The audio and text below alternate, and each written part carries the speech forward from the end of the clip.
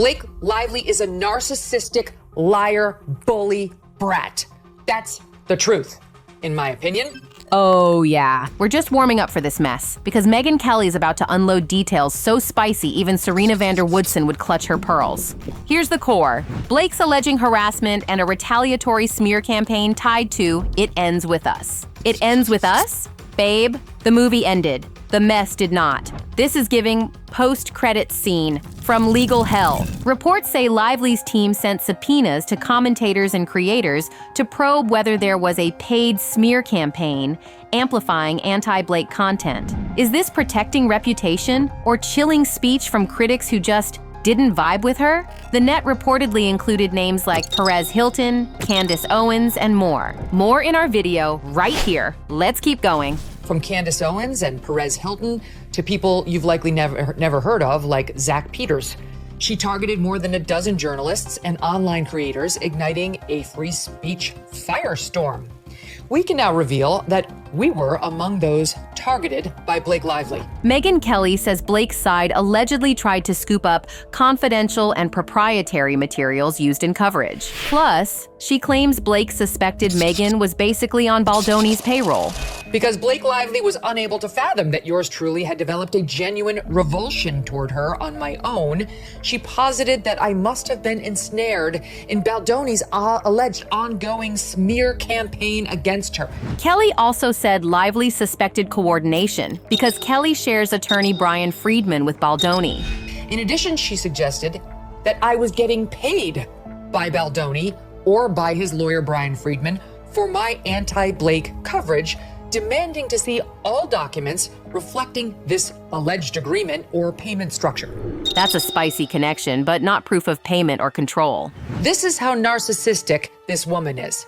She actually thinks I needed to get paid by Baldoni's team to say negative things about her. Newsflash, Blake. I came to those conclusions totally organically. We fought her subpoena and won. She backed down and has now missed the deadline to pursue her harassment of me and my team any further. Sorry, sweetheart, you might want to try harder the next time. However, there are still many content creators whom we believe are actively being bullied by Blake Lively to this day. Where's the line? Subpoenaing journalists or commentators for editorial notes and sources raises classic press protection questions, even if the target is a podcaster with spicy takes. Is prying into commentary DMs necessary discovery or a chill on speech cloaked in litigation? First Amendment vibes here.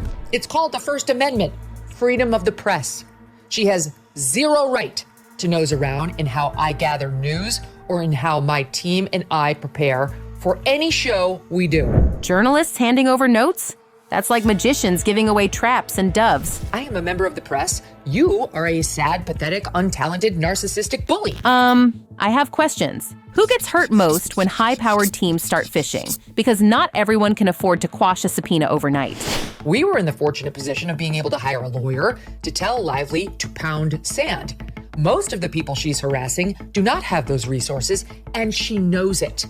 She's targeting them because she knows she can. She's richer, better connected, with high-powered lawyers who have nothing but time and billable hours on their hands, thanks to Ryan Reynolds' booze and acting fortunes. Do power and resources decide who can speak freely or nah? These two Hollywood mega millionaires think nothing of harassing powerless people on social media who have the temerity to write or speak negatively about Queen Blake. Remember that. The next time you see Ryan Reynolds trying to pawn himself off as the super nice guy, aw shucks, as he tries to blow apart the lives of these content creators who happen to think she's a liar. He's a bully too. And that's not all. There's chatter about on-set dynamics from names like Barbara Szeman and Ewood. By the way, she was once again effing up her promo tour. So since then, Blake Lively's been accused by many people of bullying them, including a woman named Barbara Sussman, an assistant director who worked with Lively on the set of the movie A Simple Favor.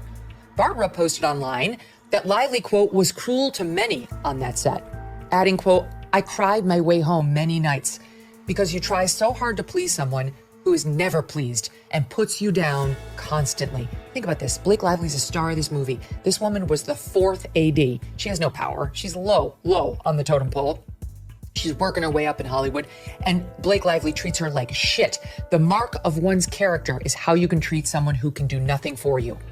Nothing for you. Somebody very wise once told me that, and it's really true. And Barbara said Blake Lively's treatment of her was the, quote, reason I quit being an AD. Boutique bully, chic cruelty included, empathy sold separately. Then an intern who goes by the name of Ewood on the show that made Lively a star, Gossip Girl, similarly came out publicly to say that there too, Lively was a bully to staff and nasty to her fans to boot. When I saw Blake, she was just not nice. It was very passive-aggressive behavior. The way she was talking to other people, it was not nice. I just pretend nothing happened and, but she was very rude. And just the way she was talking to people around, it was just like the kind of people just don't want to be around that kind of person. So, are we buying the paid smear campaign theory? Megyn says absolutely not, calling out any idea that Baldoni's attorney dictates coverage, even though he's appeared on her show before. She believes that anyone who does not worship her must be on the payroll of her enemies. Well, I'm not, Blake. No one has to pay me one dime to say negative things about you. I do it because I believe them and because you really are terrible.